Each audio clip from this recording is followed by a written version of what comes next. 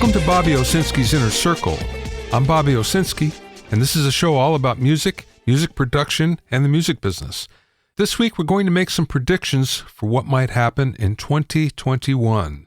So the first prediction is music venues are going to adapt to the new world.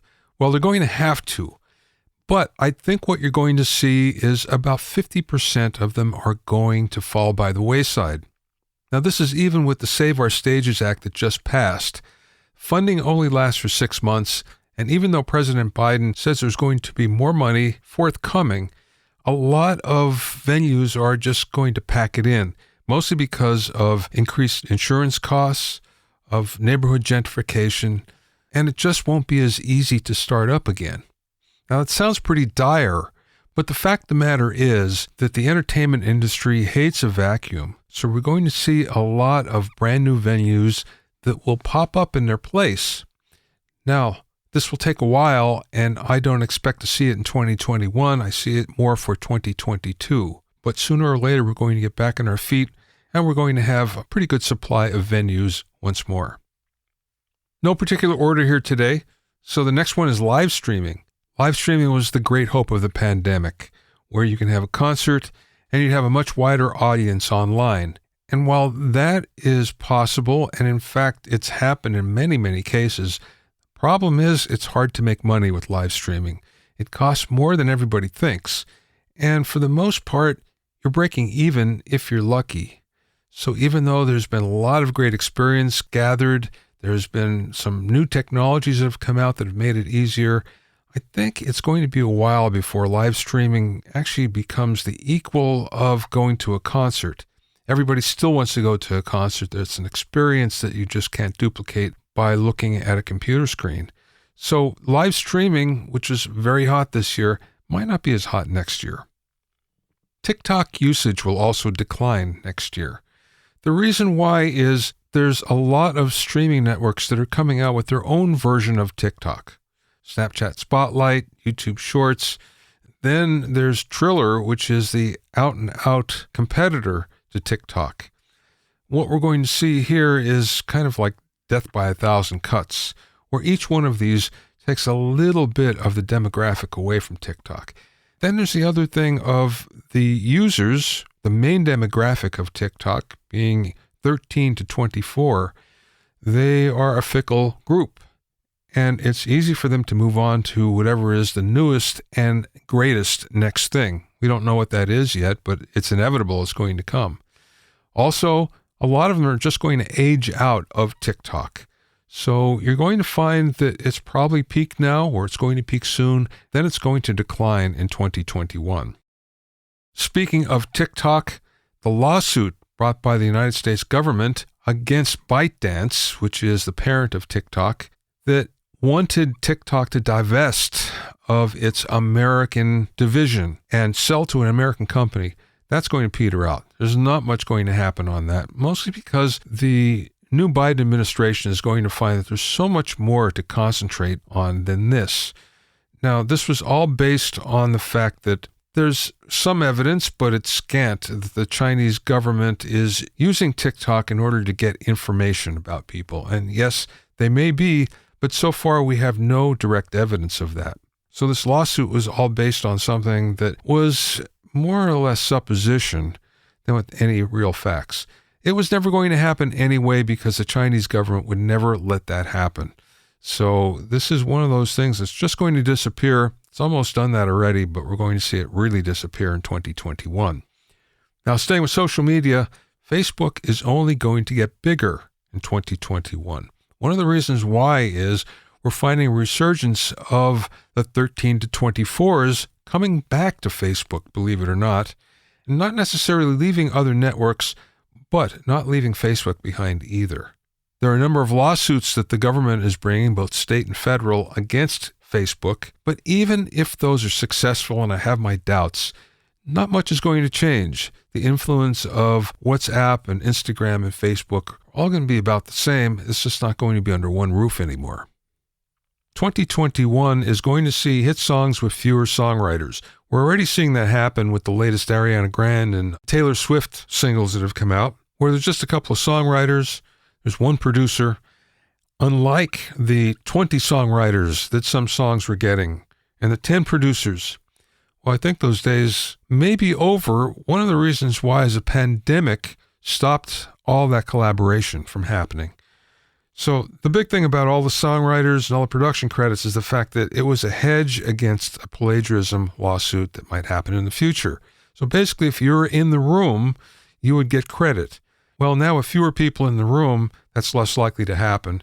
And the fact of the matter is, there's some much better songs that are being developed as a result of fewer songwriters. I think we're finding a return to the traditional song form, and that's always a good thing. It's been pretty generic, but for a reason, it's always pretty much worked. Rap and hip-hop has pretty much dominated the charts for the last few years, but I think that's going to come to an end in 2021. We're already seeing the return of melody in pop songs and in R&B as well. So I think you're going to see much more of that and much less rap and hip-hop dominating the charts. The fact of the matter is, even though that genre of music has dominated the charts, it hasn't dominated music. But I think we'll see the charts begin to align more with what's actually happening in the music business. There was a lot of speculation that vinyl sales would grind to a halt in 2021, mostly as a result of the Apollo Masters factory fire. Apollo Masters made blank vinyl lacquers, which are the basis of vinyl records. So basically, the mastering engineer transfers whatever is on tape, whatever is in the computer, onto the vinyl disc using one of these blank lacquers. But there was only two companies that made them, Apollo Masters and a company in Japan called MDC. MDC was already at capacity. So when Apollo Masters burned down in early 2020, everybody thought that, wow, this is going to be a problem. It wasn't in 2020. One of the reasons why is most mastering engineers already had stockpiled blank lacquers. But in 2021, they may have run out of them.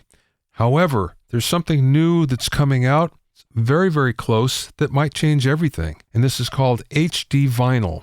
HD vinyl actually uses a laser to cut a ceramic disc, and that ceramic disc is then used as a stamper. Now, this cuts a whole big process out of making vinyl, which means that eventually this will be cheaper and it'll be faster to have your vinyl turned around. So I see this actually coming to market in 2021 and causing even more vinyl to come on the market, because in 2021, CDs will finally fall off the cliff. Yeah, they've been decreasing big time over the last 5 years. But what just happened was that vinyl actually outsold CDs for a couple of months. I see this trend continuing, and much more so in 2021, because CDs will not be a thing of the past. They'll still be made, but there's going to be a lot fewer of them in the coming year. Podcasting was a really big thing in 2020. Now, one of the reasons why is just about everybody can have a show. You have a USB microphone, there you go. And also the fact that so many of the streaming companies put a lot of resources into podcasting. The reason why they did that is because it was cheap for them. They didn't have to pay the huge licensing fees that they have to pay to major labels. So the hope was this would become a cash cow. And as a result, every sports person, every celebrity, every minor B movie person that you can think of has a podcast. However, as I can tell you, podcasting is in fact hard work, especially doing it on a regular basis. And I think you'll see many of these podcasts fall by the wayside in 2021. The reason why is you really can't make a lot of money at it, or at least not what everybody thinks they can make. And second of all, the hard work. Third of all, I think you'll find a lot of people returning to their normal work routines in 2021. And as a result, there'll be less time to actually play around podcasting. So I think we'll see the field narrow quite a bit, which actually isn't going to be a bad thing. In 2021, you're going to see Guitar Center morph into something new. Now, GC just came out of bankruptcy with a whole lot less debt, some more working capital, and the store is still intact. So they have all their stores, but the big problem is, if you go to a GC these days, is their inventory is really shallow.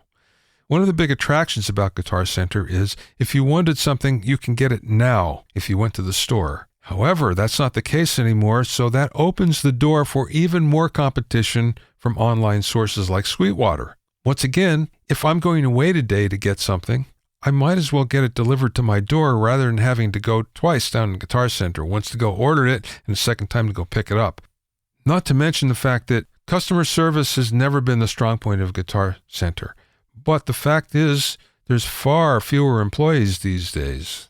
GC furloughed 9,000 employees. Now, they didn't need them during the pandemic, but once things sort of return to normal, it should be interesting to see what happens here. If GC doesn't morph into something new, if it doesn't reinvent itself, I think you're going to find that there's going to be many, many fewer Guitar Centers in those little shopping malls anymore. In 2021, the Grammys are going to lose their show on CBS. The reason why is there's a big backlash from female artists against the Academy. They feel that they haven't been treated well. They feel that they haven't been recognized. And even though the Academy still has a new mission to get more minorities and more females in the door, many of those aren't buying it. So what you're going to see is the major female artists start to boycott the Grammys, as well as a lot of rap and hip-hop artists who feel that they've gotten the short end of the stick as well. So if you have fewer artists and you have a declining viewership because award shows just don't draw what they used to, you're going to see the Grammy viewership take a big hit, and you're going to see CBS decide, well, maybe we can have a sitcom that will draw more. Now, this will cause the Recording Academy to reinvent itself as well. The reason why is most of its income comes from that one Grammy show. The regular dues that it gets pays for one of their big parties. That's about it. So as a result, you're going to see all of the fat cats that are getting paid big numbers from the Recording Academy. You're going to see them jettisoned. You're going to see the Recording Academy go back to its roots, and that can only be a good thing as a smaller entity. Getting into more hardware issues, 2021 is going to be the year that Thunderbolt 4 takes over. Now, Thunderbolt in general is going to take over, but Thunderbolt 4 in particular. The reason why Thunderbolt really hasn't caught on outside of Macs is because up until now, there was no such thing as a Thunderbolt hub. So we're used to USB hubs where, in fact, one connector can give us 5 or 6 or 10. That was never the case with Thunderbolt. Now, everybody said it's not a big deal because you can just hook up all your devices in serial, but that's not what we want. It's a lot easier if you have a Thunderbolt hub. It's now possible in Thunderbolt 4, and that is going to change things a lot. I think we'll see more and more computers, mostly on the PC side, now use Thunderbolt 4 as their normal connector. So it'll be a Thunderbolt 4 USB-C world in 2021, and we're not going to look back. Plugins are going to change in 2021. You're going to see more smarter plugins, more plugins that are going to be intelligent, that will do a lot of the work for you. The reason why is we're pretty much tapped out on vintage gear to emulate. Anything that gets emulated now probably wasn't all that popular way back in the day anyway. So I think what we're going to see is developers thinking outside the box on what a plugin can and should do. We're going to see a lot of brand new ones that are going to be forward-thinking, that are going to be intelligent, and are going to help us a lot more in the end than some of the emulations ever did. Now in 2020, guitar sales took off, and most of the big guitar manufacturers said it was a gangbuster year and in many cases the best year they've ever had. Two things are going to happen as a result. The first thing is we're going to see more bands as newer guitar players find the joys of playing with other people. That's a really good thing. But the downside is you're going to see those sales flatten out in 2021 with more people getting back to work. There's fewer people that have the time to get into guitar. That's a sad reality, but I think we're still going to see more sales than we have in a long, long time. That can only be good for the music world as more people learn how to play. And my final prediction, immersive audio, Dolby Atmos, Sony 360, all of those are going to lag in 2020 unless one thing happens, and that's adoption by gamers. If you've heard music in immersive, you know how fantastic it can sound. And we have both Sony and Universal and now Warner Brothers cranking up the machine to turn out more and more immersive content. That's all well and good that there's a lot of them out there, but the big problem is, who's listening? One of the hard parts of marketing something like immersive audio is you can't really do it unless somebody hears it. Once you hear immersive audio, it only takes 10 seconds and you're sold. Problem is, it's hard to describe to anybody, and for the most part, it's not more convenient. The music business has always been one of convenience, and you'll see that anything that comes out that makes things easier for us, and these include music delivery formats, if it makes it easy, then we're on board in a flash. If it doesn't matter how much better quality might be, it may never catch on. And we've seen this time and time again throughout the 120 years of the music business. So you're going to see immersive audio not fall by the wayside, but de-emphasized in 2021. I'm sorry to say that. I'm sorry if it comes to pass. But I think it's going to happen just like a lot of other formats that we've had that aren't easy to demonstrate to end users. Well, there you go. That's some of my predictions for 2021. We'll see how they come to pass. In the meantime, if you have any questions or comments, you can send them to questions@BobbyOwsinski.com. Also, get an expert analysis and objective opinion of your songs and mixes as a member of my Hitmakers Club. Go to hitmakersclub.com to learn more. Also, stay tuned for a lot of great guests in 2021. Many of them are recorded already. Many of them are lined up to be recorded. I think you're going to like it. We're blessed that people want to come on the show and have a discussion about what they do.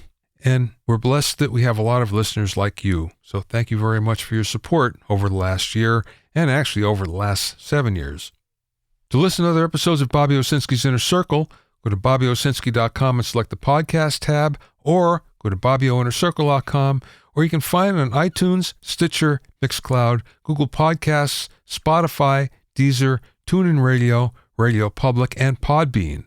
At BobbyOwsinski.com and BobbyOinnerCircle.com, you'll also find a sign-up form for my newsletter and for alerts for new podcasts. This is Bobby Owsinski. I will see you next time.